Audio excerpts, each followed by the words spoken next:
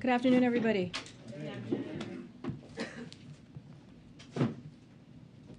As you heard from the President just this morning, this administration is ready to help the people of Florida in every way possible. And when the storm passes, we will be there to help Florida rebuild and recover. We are committed to seeing this through. Yesterday, President Biden spoke with Governor DeSantis, as well as Tampa Bay area mayors, to discuss the steps the federal government is taking to help Florida prepare for Hurricane Ian. And tomorrow he will visit FEMA's headquarters to receive a briefing on federal response efforts for Hurricane Ian. Already, we have deployed significant federal resources to the region to help prepare for the hurricane. We have more than 1,300 federal response workers on the ground in Florida. There are 3.7 million meals and 3.5 million liters of water pre-positioned in Alabama. 110,000 gallons of fuel and 18,000 pounds of propane are pre-staged for immediate deployment. 300 Army Corps personnel are on the ground to support power and fuel assessments. 300 ambulances are supporting local officials. And multiple federal disaster medical assistance teams are deployed to Florida and Georgia. As President said this morning, this storm is incredibly dangerous and life-threatening. Heed warnings from state and local officials. If you're told to shelter in place, please do so, shelter in place. Additionally, we know that disruptions from hurricanes can pose challenges to markets, but the latest projections show that major refineries should not be impacted by Hurricane Ian. As the President said today, oil and gas companies should not use this moment as an excuse to raise gas prices. I also want to speak to the sham referenda that Russia has staged in occupied areas in Ukraine.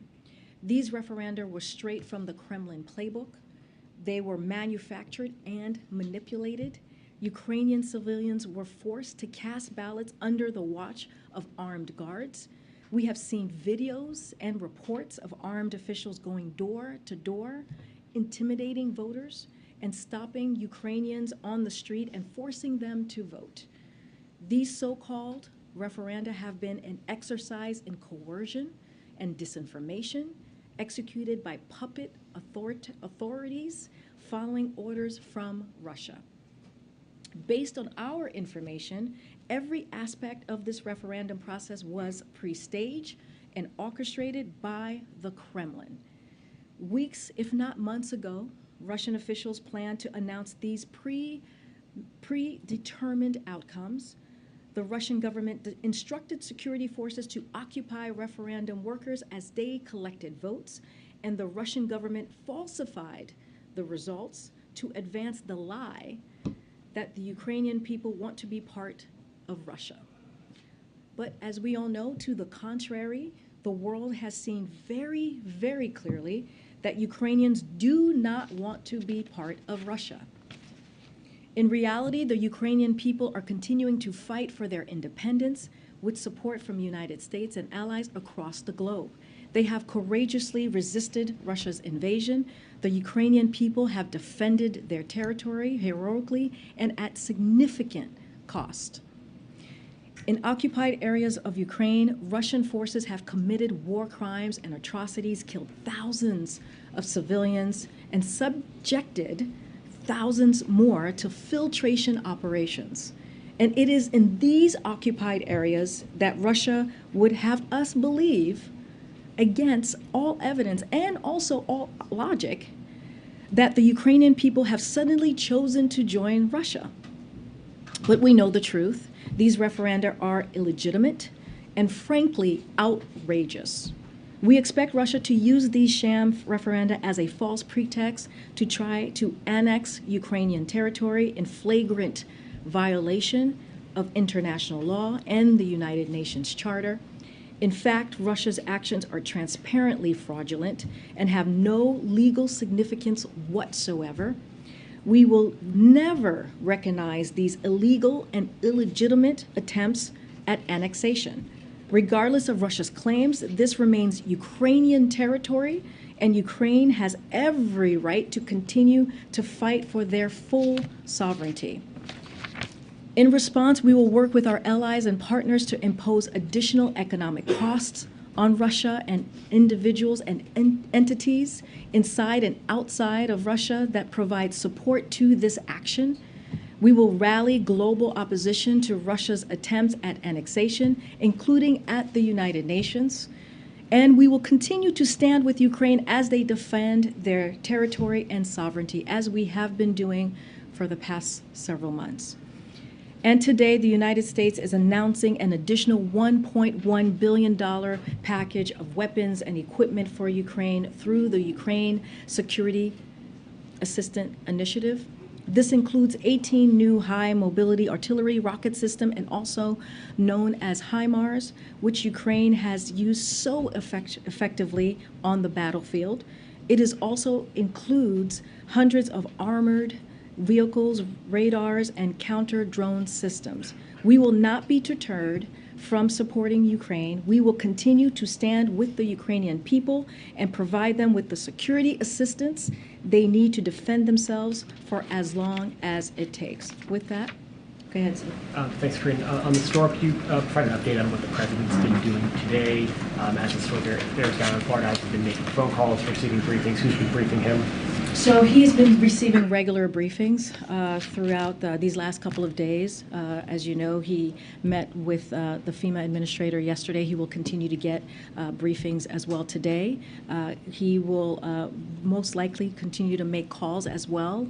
I don't have anything to read out at this time, but as you heard him speak about this morning at the top of his event, he laid out his thoughts. He laid out what the federal government is doing and the response that we are providing. We are surging our efforts. We are making sure that we are there for the people of Florida. We will continue to do that. You will hear again directly from this president tomorrow when he visits FEMA to get an update. But again, this president has been all hands on deck at this moment. He spoke to the governor, as I just mentioned moments ago. He spoke to 3 mayors, as we read out to all of you yesterday. And if there are any further calls, we'll be sure to read those out. And with the conversation with Governor DeSantis, is there anything more you can offer in terms of the substance of that discussion? Any requests from the governor for additional federal assistance or disaster declarations? So just to give you a little bit, and we kind of laid this out yesterday, they spoke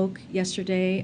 The president wanted to relay that his prayers are with the people of Florida, and that Florida will have the full force of the federal government. Again, we are committed to continued close coordination between the federal and state government as we respond to this emergency. Yesterday, when the administrator was at this very podium, she mentioned how there were members of her team that was traveling with the governor yesterday, and so that will continue. We will continue to see that partnership, and again, we will have the full force of the federal government and resources to the people of Florida. And just on the Nord Stream pipeline, the explosions there, is there any update in terms of the formal U.S. government assessment of those apparent explosions? Was it an act of sabotage, and is there a assessment of culpability there? So we have been in touch with our European partners there about the apparent sabotage of the pipelines. We are supporting European efforts to investigate this. As I just kind of laid out, it's still under investigation.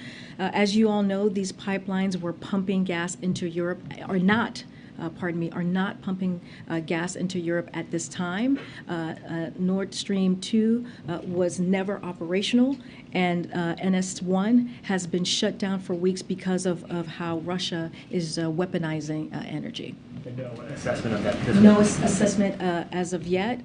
The investigation is still underway, and it could take some time, so just letting you all know what we expect, that it will take some time.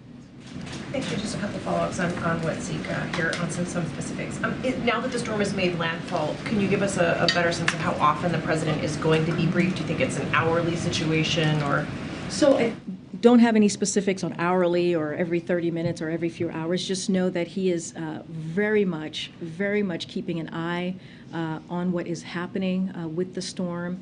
He has been in regular touch with the FEMA administrator. He spoke to her today, and he has been getting he spoke to her yesterday, as you know. If there is more, if he speaks to her again, we will surely read that out. But this is something that has been top of mind, and I was. As I said with the administrator yesterday, I was in the room with him when he called the three mayors, and it has come up in every meeting that I have personally had with him. And so, again, this is top of mind. We are going to put the full force of the federal government to the people of Florida. And again, they are in our prayers, and we have been very clear to make sure that the folks in Florida listen to local and state officials at this time. And on the DeSantis call, did they just speak about the hurricane? Could you elaborate more on the tone of the conversation given the complex relationship there? Again, there's no politics in this when we talk about extreme weather, when we talk about what we're seeing right now with a Category 4 hurricane about to, any moment now, about to hit the coast of Florida. This is about the people of Florida. This is about two people who wanted to have a conversation on how we can be partners to the governor and his constituents and make sure that we are delivering for the people of Florida. That is the focus, and that's going to continue to be the focus these next couple of days. One quick final one. Sure. What happened in the hunger event today? The president appeared to look around the room for an audience member, a member of Congress who passed away last month. He seemed to indicate she might be in the room. What happened? So the president was, as you all know, you guys were watching today's event, a very important event on food insecurity. The president was naming the congressional champions on this issue and was acknowledging her incredible work. He had already planned to welcome the Congresswoman's family to the White House on Friday. There will be a bill signing in her honor this coming Friday. So, of course, she was on his mind. She was of top of mind for the president. He very much looks forward to discussing her remarkable legacy of public service with them when he sees her family this coming Friday. He said, "Jackie, are you here? Where's Jackie? She must not be here." No, I totally understand. I just explained she was on top of mind. This wasn't what we were able to witness today, and what the president was able to lift up in this at this conference, at this event, was how her focus on wanting to deal with, combat food insecurity in America. And this is something that he was lifting up and honoring. And again, he knows that he's going to see her family this coming Friday. There's a bill signing that's going to happen in renaming a VA clinic in Indiana after the late Congresswoman. He knows that he is going to see her family, and she was at top of mind. The State Department's Amos Hochstein, within the past few days, has met with the Saudi Prince MBS. What is the U.S. telling Riyadh and OPEC more broadly about its upcoming output decision? So I don't have any details of that meeting. As you know, that is indeed, we had some White House officials in the region most recently. I don't have any more details to share. Okay. The EU said any deliberate disruption of the Nord Stream pipeline would be met with robust and united response. Mm-hmm. Does that united response include the U.S.? And what type of responses should we expect, given how important that asset is to the region? So, as I just mentioned before, it's going to take some time to see who is behind this, and so there's an investigation underway. And I will say that attacks on critical infrastructure of our European and NATO allies is a matter of concern for us. And we will continue to be vigilant on this and coordinate with our allies and partners. But again, the investigation, as we understand it, is going to take some time, and it's underway. The Energy Secretary said today in an interview with Bloomberg that all energy infrastructure operators in the Baltic Sea area, as well as U.S. LNG ships bringing LNG over to the EU, need to be on, quote, high alert, given what we've seen with the pipelines. Has there been a shift in the U.S. security posture in the region because of the allegations of potential sabotage? Don't have anything to share on any shift of security posture in the region. But look, we take this, we take this very seriously, and this is of concern to us. And so again, we're going to let the investigation happen, occur. It's going to take some time, and we will be there for our European partners and allies, and also our NATO allies. You detailed this strenuously at the top. This was so transparent and so telegraphed in terms of the referenda and the kind of sham annexation efforts. Why wait until after annexation to take action in terms of imposing costs economically? Is this a legal issue? Is this making sure people are united? Why wait until it's done when you know it's coming? So that is the posture that we all taking with our allies and partners. Look, we are, but again, it does not take away from the fact, the pure fact that we are prepared to impose swift and severe economic cost on Russia when they move forward with annexation on individual and entities inside and outside of Russia that provide support for this action. We will continue to stand with the people of Ukraine as they defend their territory. Look, there was a process here. We knew this was coming. This was part of the Kremlin playbook. But if they do indeed move forward, and they move forward with the annexation, we will be prepared with our partners and allies. And just one more quick follow-up, because I'm trying to get my head around the response. If the late Congresswoman was top of mind for the president and her family was expected to be here, and that's what he was thinking about, why was he looking for her? I'm not trying to be snarky here. No, I mean, and I'm... Between what you were saying and what he said there. And again, I think people can understand. I think the American people out there who, watch the briefing from time to time, maybe at this moment, will understand when someone is at top of mind. And this was such an important event when we're talking about hunger, when we're talking about food insecurity, when we're talking about these champions, these congressional champions who were in the room, who have worked in a bipartisan way. We don't talk much about bipartisan actions that we see in Congress at this time. And as he was naming folks, she was on top of mind, and he understands and knew that he was going to see her family on Friday for this bill signing. Again, I don't think it's all that unusual to have someone top of mind, especially as there's a big event, two big events today and also Friday that is going to occur. And so he's going to see her family. They're going to honor her. They're going to celebrate her, and he will do a bill signing for this really critical, let's not forget, this critical, important issue for millions and millions of Americans across the country. Thanks, Karine. Back on the Nord Stream pipeline, whoever attacked the pipeline, and it may take a while to figure out who it was, would the U.S. consider that to qualify as an attack on a NATO ally worthy of retaliation? So I don't want to get ahead of the investigation.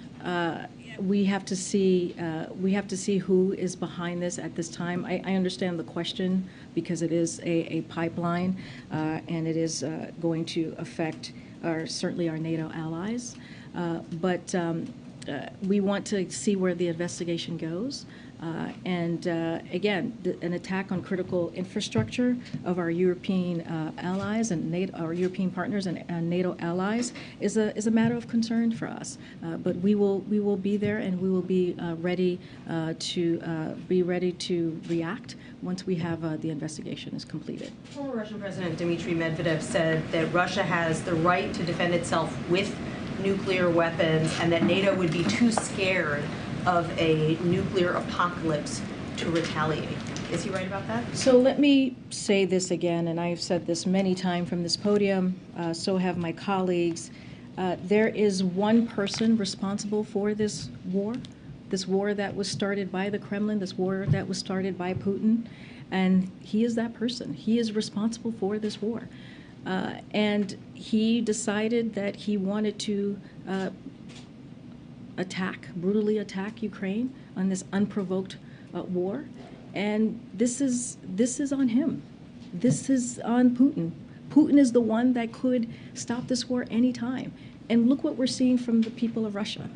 They are protesting, they are signing petitions. Many of them do not want to fight this war or die for this war. You know why? Because it is incredibly unpopular. This war is not a popular war for President Putin. And what we're seeing in Ukraine is we're seeing the Ukrainian people bravely defend their freedom, bravely defend their sovereignty. And, you know, when we hear comments like that, we put it back on Putin. Again, this is Putin's war. He can end this. But is Medvedev right that NATO would be too afraid of a nuclear apocalypse to retaliate if Russia were to use nuclear weapons? So I will say this. We take Russia's threat to use nuclear weapons seriously, and we have been saying that the last couple of days in this briefing room. You've heard that from the National Security Advisor as well. You've heard that from the President last week when he was at the UN. But we have not seen any reason to adjust our own nuclear posture. And to be clear, we will not be deterred from supporting